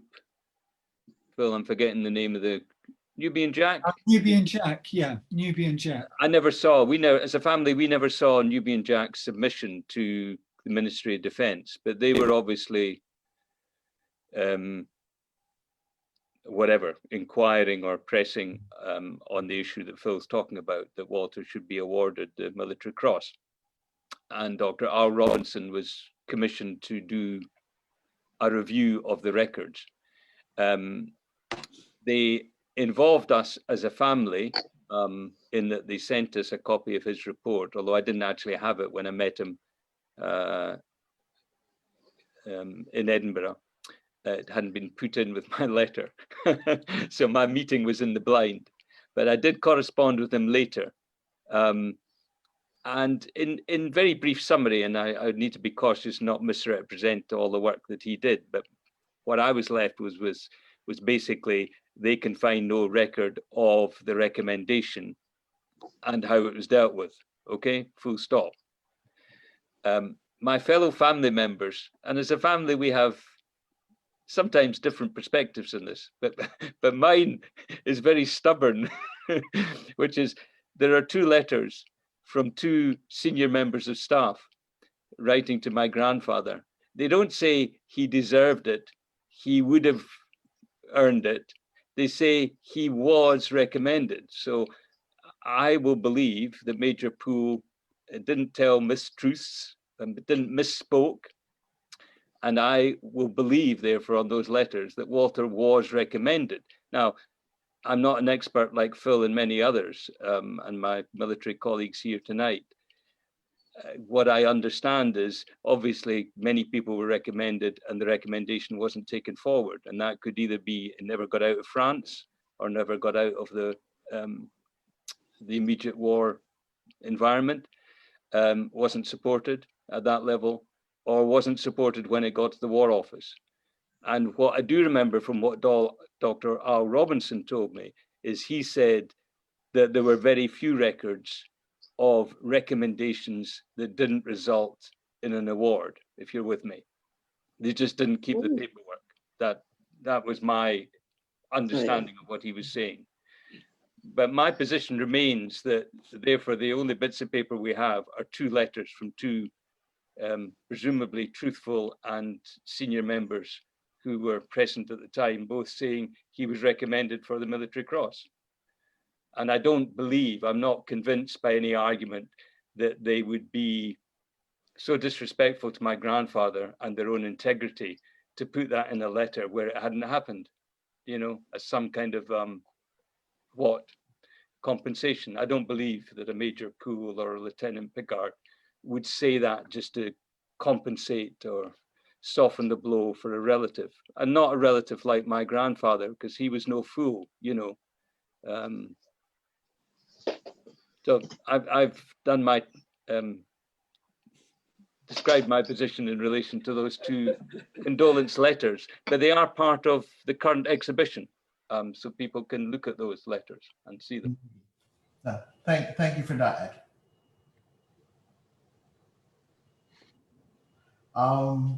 Let's see.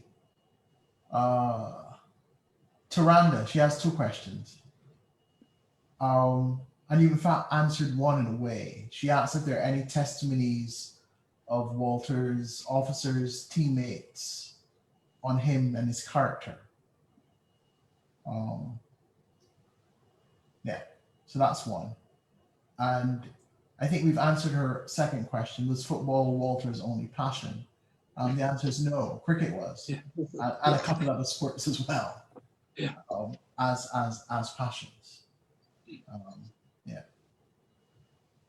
In terms of his fellow officers, but also the other footballers that he played with, actually one nice story to draw out is the relationship between him and Darnell at Tottenham Hotspur.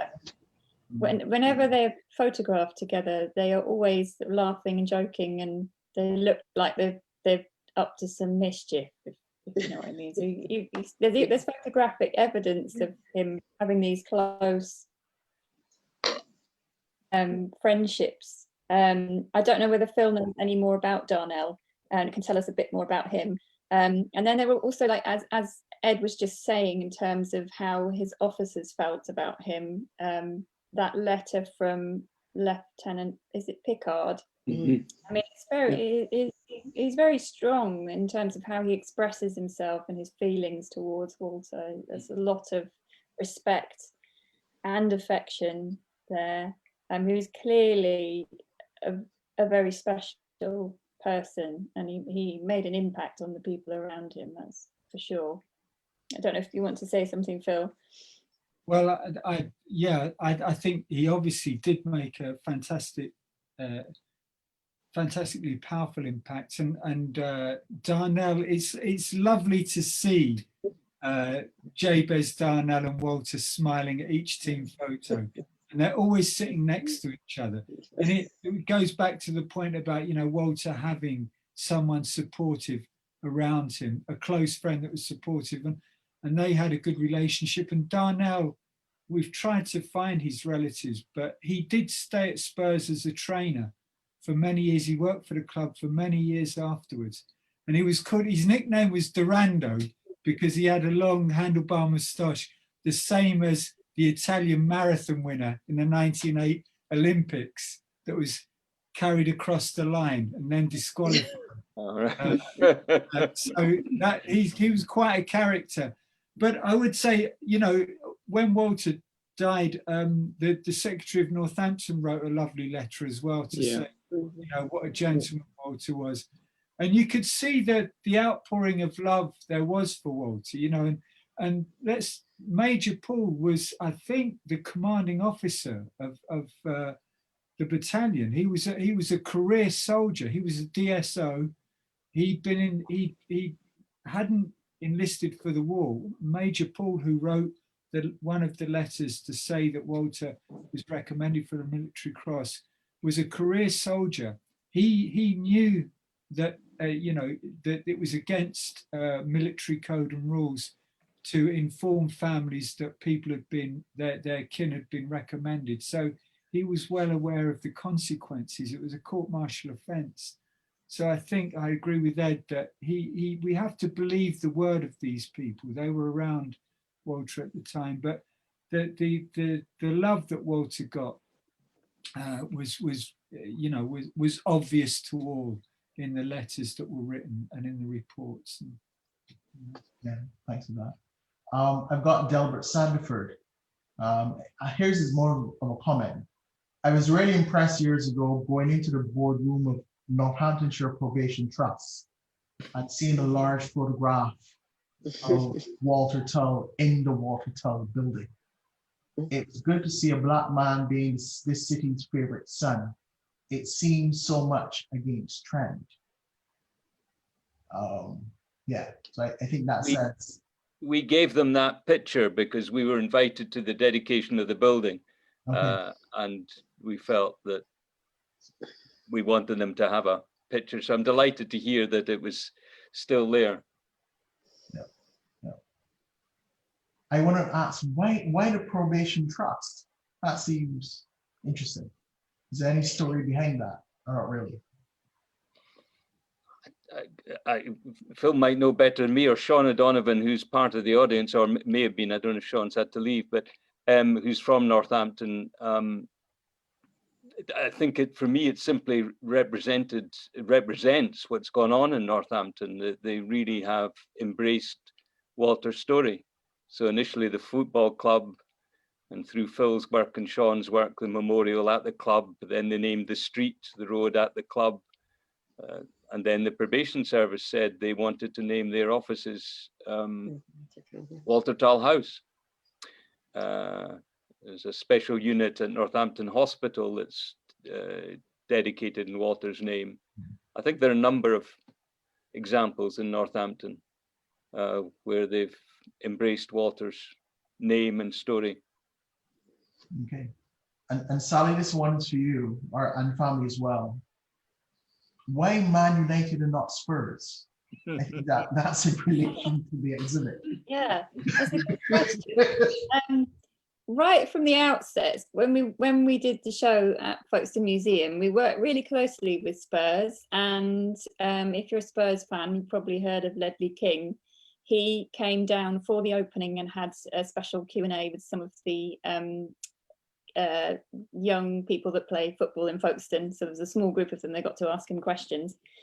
So we worked quite closely with them. I mean, he came down with press officers and was sort of like specially chaperoned around the exhibition, and that was great. And then I was working with a lady at Tottenham Hotspur, because they have their own heritage department, if you like, and they also loaned the match record book to the exhibition, both at Folkestone Museum and at Manchester United.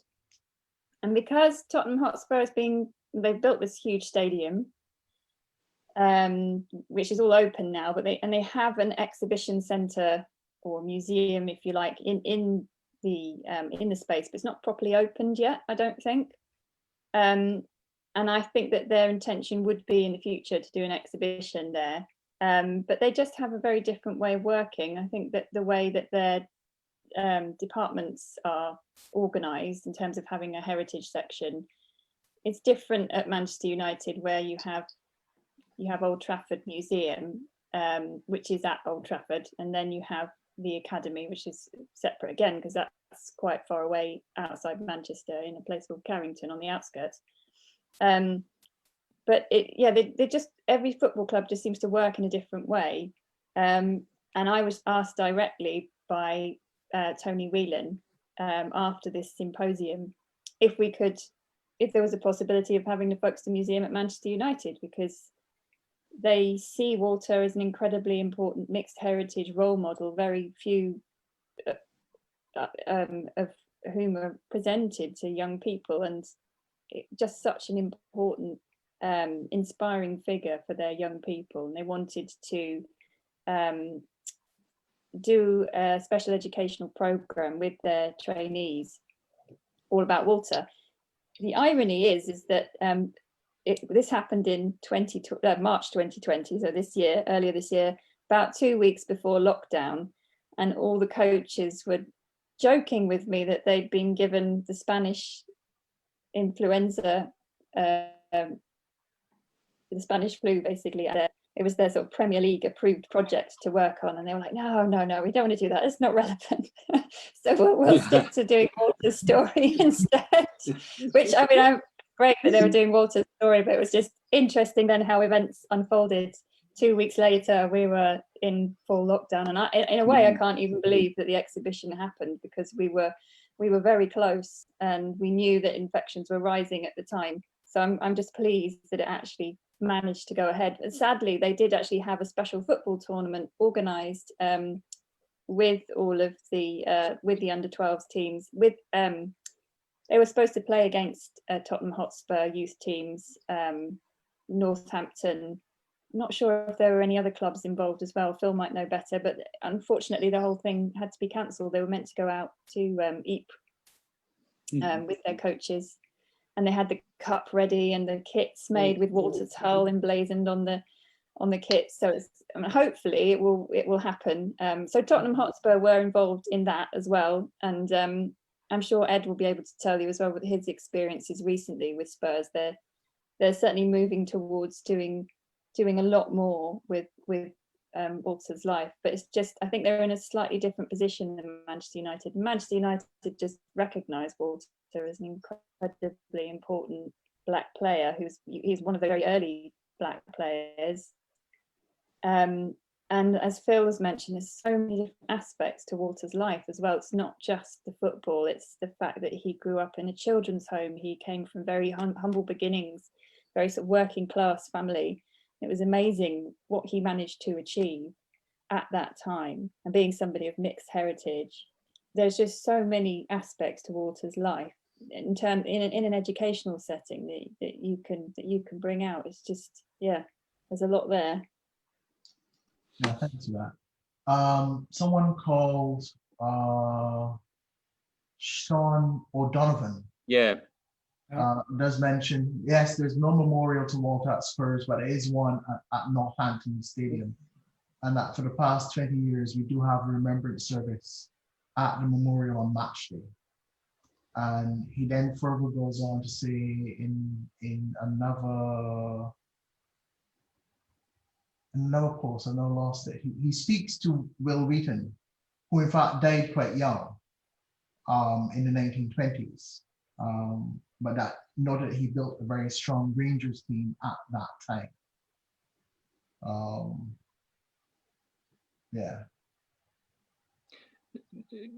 And then Sean says that Walter rebuilt his career with us, meaning Northampton, after the way he was shamefully treated by the Spurs owners, but not by the Spurs supporters.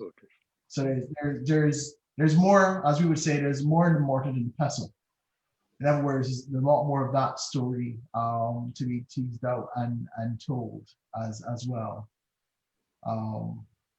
Can I just say thank you to Sean? Sean, along with Phil, and I think it's correct, almost independent of Phil, but at the same time was advocating back in 1997 that Walter's story should be acknowledged in Northampton. So Sean has been a long-standing Cobbler supporter, Northampton person, who's done so much quietly in the background to support Phil and others in getting that fantastic memorial at Six Fields and many other things. And I really appreciate Sean's constant and ongoing support. And Phil and I very generously and kindly were made honorary members of the Supporters Trust in 2018 and invited to a game.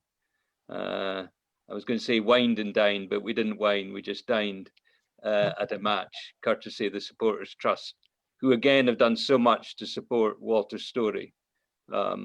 And they look after the memorial now and keep it in good nick. So there is no question Northampton have been at the fore of honouring and Walter's story long before anybody else. But if I could say just very briefly that, yeah, from my contact with Spurs more recently, I have to acknowledge, I think for some parts of Spurs, the foundation, the guides that do the tour, I spoke to a guide who's been doing tours for 30 years. And he wanted to speak to me because he wanted to tell me about how important Walter's story was in the tours that he's been doing for 30 years, you know. So there's stuff going on at Spurs, some of which I think I have to admit I maybe just wasn't so fully aware of. I think, as Sally says, I think they now are very much embracing. If you look at their website, there's a lot of stuff about Walter now. Okay. All right, And yeah, and I have to say that they've been incredibly generous with their very precious match record book, which I don't think it had ever left the archive before it came to Folkestone Museum. And I think it may still be at Manchester United because of the pandemic. I'm not sure if it came back. Obviously, that between the curators from Tottenham Hotspur and Old Trafford, but because I drove it up there myself, I collected it on my way up to Manchester because it's just conveniently on the way. But yeah, so I have a feeling it might still be there. So yeah, but it's nice to see the clubs behind the scenes anyway, working together with their historical archives. Okay. At this time, I'm going to ask Natalie if she could bring up the website, the virtual exhibition that we've done for Walter, to share with our participants, but also where it can directly actually answer one or two questions as we wind down today's webinar. The more direct one this does answer is Bill Hearn, who noted that there seems to be some indifference in the Barbadian media about not only Walter, but he's mentioned other players like Eddie Paris and Tony Ford and Charlie Williams, and asks how can we overcome this apparent apathy. And I guess my direct answer is what we said earlier. It's about education. It's about the informal. What the museums as public historians are doing, what the Barbados Defense Force did, according to Major Clarke, when they took cadets over to Europe to lay reefs at some of the battlegrounds.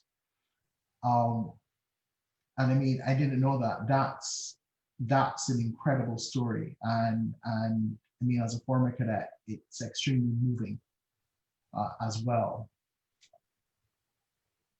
But for the exhibition, when you go online, I hope, well, we believe it helps to capture and allows you to understand a bit about Walter. And for those looking and have that note that Walter's birthday is April 28th, which in Barbados has a particular relevance.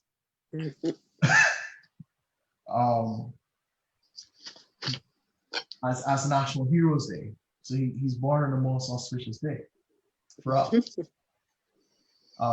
But when you go to the site, it speaks about him. There's a timeline, there's gallery. We take a look at some of the programming that we're doing. We delve a little bit into the family. We have some of his dad's diary that you can actually read online. There is a timeline that shows you, what's happening in and around that time with Walter and the family. That I think is extremely important for us. And then we go to the digital exhibition. Now, if you click on one of the panels, I'll ask Natalie to click on Daniel Tull's journal. If you click on a panel, they'll come up, and you can actually then bring up the actual pages themselves, and you can begin to read it to get a sense of what he's saying. And then, later on, I think this is a fantastic document that one does really need to dive into and unpack. So I would say to people like, was it Renee and Sean and someone who talked about Black curriculum, that documents like these allow us to reconstruct and to build histories that speak to resilience and a deeper understanding of how migration and families, especially mixed race families, what they've had to deal with and how they have dealt with it. And I think that's critically important. So what we try to do in the exhibition is to give you an idea of Walter right up to when he passed away in song. And then you can then focus in on particular objects that we photographed that one can inspect a bit closer. So you've got his letter in the front, the one marked note that he'd sent, was it to his brother? Yeah. Yes. Okay. To his brother that he found maybe out on a recce mission. Sorry about that. And then we 3D photographed through the kind assistance of Alan Miller at University of St. Andrews University. Let's get that wrong. Where you can actually go in and interact with the object.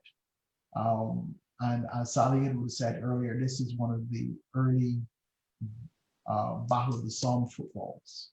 I think this is one of two that has survived. I think it's the only one. It's the only one. Okay.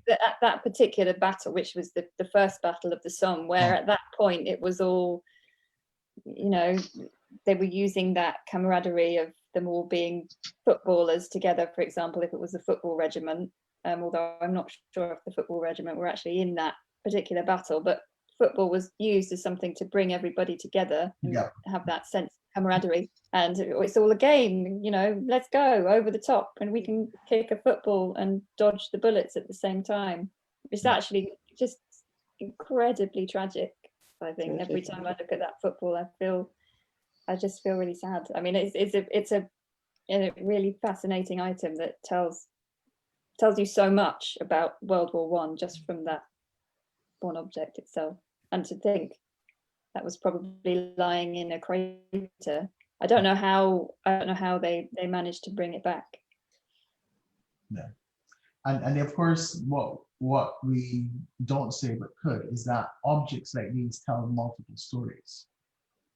Because this is a type of football that would have been used in competition in the UK. So when Sean asks, apart from the infamous away game in Bristol, is it possible to find out how the supporters of Clapton, Spurs, and Northampton reacted to Walter being in their team. Here's an object that speaks to that team sport. You know, an object that you kicked around, but an object that has multiple stories to tell in the game that it helped to perpetuate and grow. So I think for Bill, who's asked about how do we deal with the media, it's one of education, and this is one of the forums in which it starts. And because we're looking at a football, well, this is the wrong terminology, as one says, I'm going to punt it. I'm going to pass the ball to Major Clarke to say, no, I look forward, or we look forward to the day when the winners of the regimental Walter Tull competition can play or Barbados Defence Force footballers. I can comment on that we have also got the endorsement of the Barbados Football Association. And so they're very keen. The idea is that we would like to play our Defence Force football team, which is also quite good in our National Premier League. The idea is that they would play the winners of the Infantry Cup finals of the Walter Tull Memorial Cup, which both Ed and I attended. But we would then develop a similar cup in Barbados and invite the Infantry Cup finals to come, and also invite other defence forces in the region to play for a Walter Tull Memorial Cup. So I can say that our director of our sports program, Captain Jules, has embraced the idea. The Barbados Football Association has embraced the idea. It's only a matter now for us to look at when the pandemic allows us to actually get back to actually playing football. And certainly the idea is that we will have an alternation where our team goes to the UK and play the winners one year and the winners come to our team. I must actually then put a plug for our cricket team, because our cricket team actually went to the UK last year and they actually beat every team they played in the UK, including the Army team, the Navy team, the Royal Household team. So they didn't actually do any matches. That is, the Barbados Defence Force cricket team didn't actually lose any matches. Of all the teams, even the county club teams they played, they beat. So. Okay, so I'll put in a plug for Walter Tull Cricket Cup, seeing that he was a better cricketer than he was a footballer. I'm sure our cricketers will be very happy to have that opportunity to play in the Walter Tull Memorial Championships. Great, thank you for that. We look forward to that as part of the informal way of ensuring that Walter's story and legacy is maintained. Well, now that you've mentioned Walt, I actually have with me our Barbados Defence Force historian, Lieutenant Adamson, who I'm going to swing my camera around, and it's going to be his job to actually make sure the story of Walter Tull is told among the young officers and cadets in the Barbados Defence Force. Good afternoon, everyone. I'm pleased to meet each and every one of you. I was sitting here for approximately 5 minutes because I had some other tasks to perform. So I was just being filled in for the period of time. And it is a very interesting story. And I can guarantee you that my plan is to ensure that I do the necessary research. Especially, I heard about the Tottenham Hotspurs, and there are several Barbadians, needless to say, soldiers who support the Tottenham Hotspurs club. So as a result, that connection is going to catch the fire. It's going to ignite the spark, rather, to ensure that we can generate enough discussion and enough interest in this whole program. And you may be surprised at the overwhelming support that it gets here in Barbados. So I'll just sit back and I will continue to be enlightened by each and every one of you. And I'm going to hoist in each and every point to ensure that we adequately represent the Walter Tull Memorial Football Championships and other things which may come on stream. I thank you. I look forward to working with each and every one of you. Thank you, Lieutenant Adamson. At this time, we're kind of over our allotted time for the webinar. So I ask at this point for a person to give their wrap-up statements before we sign off to our participants and audience on Facebook. Sally, do you want to lead us off and then we go Yeah, I can go first. I just wanted to say thank you, really. Thank you to everybody for joining. Thank you for all your questions. I don't know whether we can afterwards to answer some of the questions that we haven't managed to answer, but I think we've done quite a good job of probably answering most of the questions. And yeah, just thank you to the family again for your help and giving us access to your incredible archive. And thank you to the Barbados Museum for hosting this exhibition. And, you know, I mean, I think it looks really good, and it's online exhibitions are the future, for the present and the future for the time being. So, but it'd be wonderful to have a physical exhibition at some point in Barbados. I think that's the next step in the development of the Walter Tull story in Barbados. That would be great. So thank you again. Thank you. I think we would just say, I'm sure that Kevin, we've said it already, but the whole family, thank you for the interest and honour that you've played to the Tull family in putting together this exhibition, the amount of work you've put in, Natalie's put in, Sally, Major Clarke, absolutely, for your support. So thanks to you all. Yeah. Slightly disappointed we're not with you in person, but we'll hold our breath and hope it's very disappointed. Duncan and I are thinking of getting sponsorship to row the Atlantic, you know, via Barbados or something. The only thing is to me, but we might run out of time, in given our age. Okay. Thank you, Ed. I would just agree with all really that Ed said. It's been really. I'm grateful for having been invited into the webinar and hearing all the things that have been said, both the questions and in the chat, but also what's been said. So it's been really interesting, actually, and to make that connection. I think at Heritage, and I think it's been said already, you know, that our family were very much brought up with Walter on the wall. You know, he was always there, and we always talked about, and I think as Duncan and Ed said, you know, his footballing connect long before he was known in the wider setting. You know, he was important to us as a family member. But it's great to feel that his legacy's out there, and I think doing a lot of positive things in terms of reducing barriers and talking about opportunities for everybody. So thanks very much for inviting us all. Yes, thank you very much. I endorse all that. Thank you. My kind of final comment, it kind of brings it back to, I suppose, the First World War, in a sense that, as you'll all know, at the Menin Gate, very faithfully every evening at 8 o'clock, the Ypres Fire Brigade play the last post and say the words of Lawrence Bunyan's Ode of Remembrance. And it finishes with, as you'll know, "We will remember them." And the crowd there assembled always respond, "We will remember them." And I think that's the thing about Walter and the thing that you are doing. It's about telling and retelling that story and keeping it alive. So thank you all very much for your part in that. Yes, indeed. Okay. I want to thank you. I mean, if not for the work of the Finlayson family in keeping Walter's story and his archive alive, Phil would not have gotten the opportunity to delve into that archive, to tell that story, and allowing curators like Sally to bring it to the public.